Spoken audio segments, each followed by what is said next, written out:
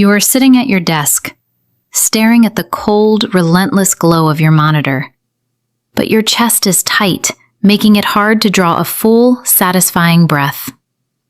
The fluorescent lights hum above you, a persistent artificial buzz that perfectly matches the paralyzing knot in your stomach.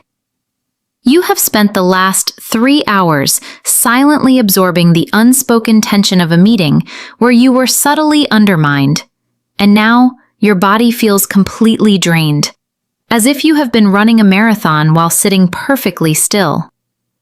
You look around the busy office and wonder why you are so utterly exhausted when you haven't even left your chair. But what you are experiencing is not a lack of resilience, a personal failure, or a sign that you do not belong in the professional world. It is the profound, documented reality of a sensitive nervous system navigating a toxic workplace.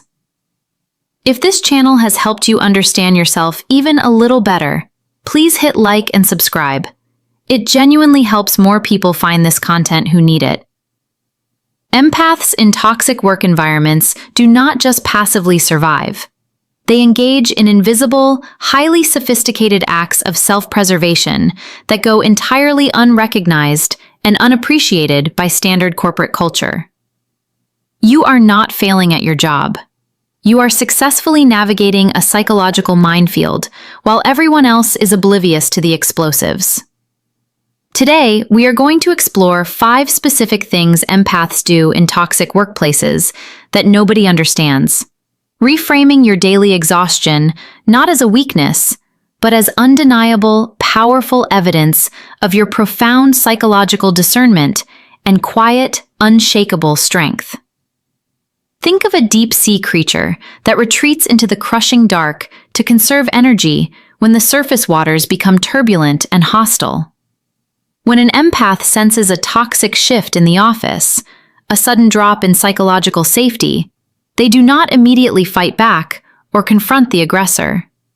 Instead, they engage in a highly sophisticated, strategic withdrawal. Here's what most people misunderstand. Managers and colleagues often mistake this quietness for compliance, disengagement, or defeat.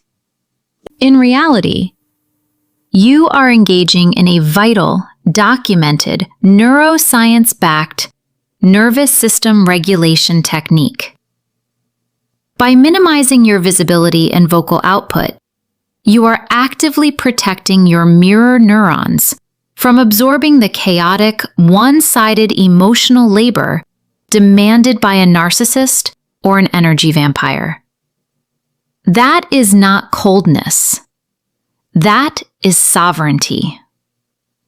You are preserving your core, ensuring you have the energy to survive another day. Imagine a highly calibrated seismic monitor detecting the faintest, most microscopic tremors long before the catastrophic earthquake finally hits. In a toxic workplace, you are constantly, exhaustively scanning the room for micro-expressions, subtle shifts in vocal tone, and the quiet mechanics of manipulation. But here's the twist. Corporate culture will loudly praise this hyper-awareness as emotional intelligence or team synergy, while simultaneously punishing you for it the moment you point out the actual danger. And what nobody tells you is that this constant scanning depletes your cognitive reserves faster than any physical task. Your prefrontal cortex is working overtime, burning precious glucose to map the cognitive dissonance of a gaslighting manager. You are not being paranoid or overly sensitive. You are accurately reading the documented, researched behavioral patterns of emotional abuse, translating the unspoken into vital survival data that keeps you safe. This is where the real danger begins. You inevitably find yourself acting as the unspoken, invisible shock absorber for your entire team.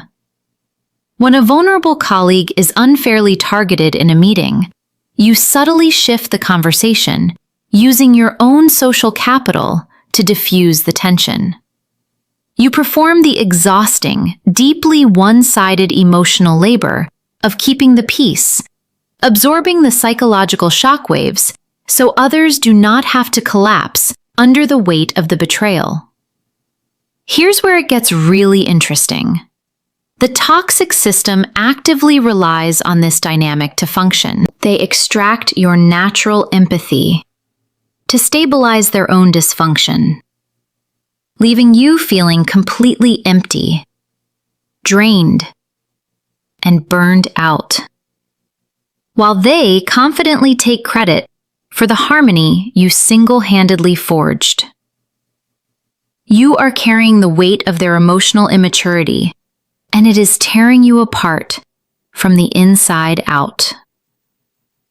Consider a smooth ancient stone sitting in the middle of a rushing river. The water rushes over it, violent, relentless, and chaotic. But the stone remains utterly unmoved, offering absolutely no friction for the current to catch or exploit. When you finally realize a coworker is a classic energy vampire, you instinctively begin to gray rock them. You give brief, unemotional, factual responses. You no longer share personal details or vulnerabilities. You have permanently walked away from the performative, manipulative dance they demand of you. Now, here's the part that makes this genuinely dangerous to certain people. Your sudden, absolute lack of emotional reactivity starves the manipulator of their narcissistic supply, forcing them to seek easier targets elsewhere. That is not a flaw. That is information. Here's a fun fact that genuinely blew my mind. Organizational psychology research shows that highly sensitive people often begin planning their exit from a toxic environment months, sometimes a full year, before they actually resign. You are not just daydreaming during boring meetings. You are quietly, methodically building your immunity. You update your resume in secret, network discreetly, and fiercely guard your remaining energy for your own healing. You have consciously chosen peace over endlessly trying to prove your worth to a broken system that only destroyed your spirit. You are no longer trying to fix the crumbling architecture of the workplace. You are preparing to leave it behind, permanently, transformed, and whole, ready to step into an environment that honors your gifts. When you combine all 5 of these behaviors, a powerful pattern emerges.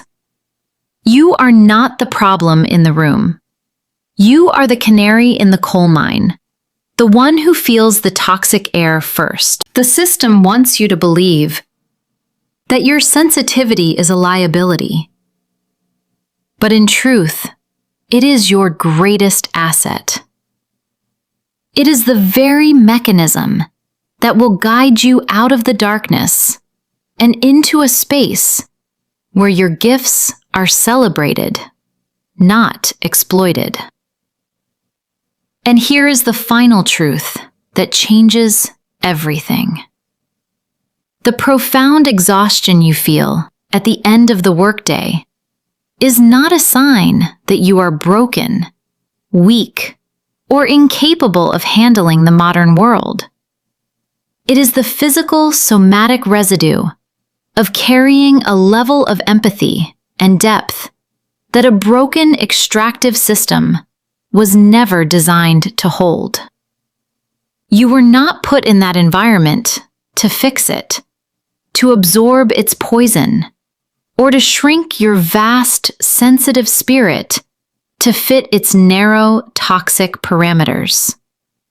You were placed there to realize your own untouchable, sovereign worth.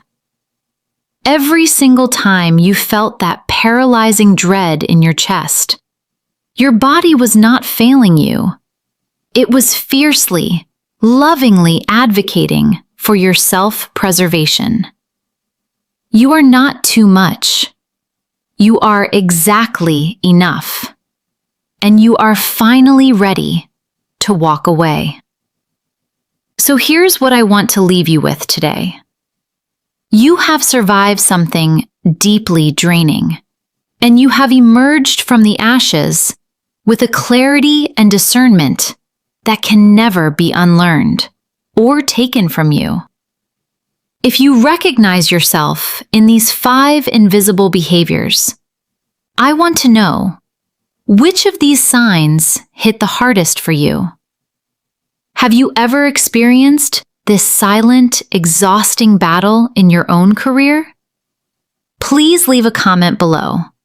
I read every single one, and your shared experience might be the exact validation someone else desperately needs to read today to keep going. If this message resonated with your soul, please share this video with a friend or colleague who needs to hear it. It is a profound act of compassion to remind them they are not alone. You are seen, you are understood, and you are finally free.